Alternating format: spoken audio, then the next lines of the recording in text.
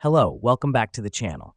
Today, we're about to dive right into how to use task reminders in Zoho Project, your full guide for 2025.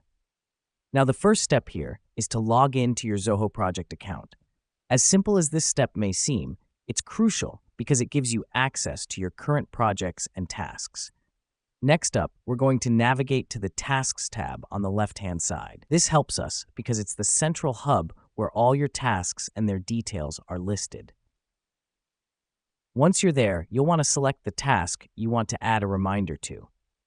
Now that we've done that, let's move on to the third step. You'll notice a bell icon on the Task Details page.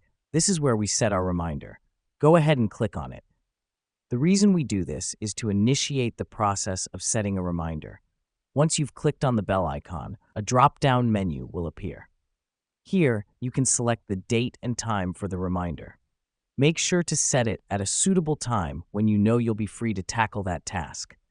This is important because, well, a reminder isn't much use if you're too busy to act on it when it pops up, right?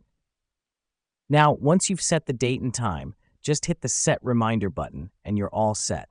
This final step locks in your reminder, so you'll get a notification at the time you specified. Let me explain why this matters.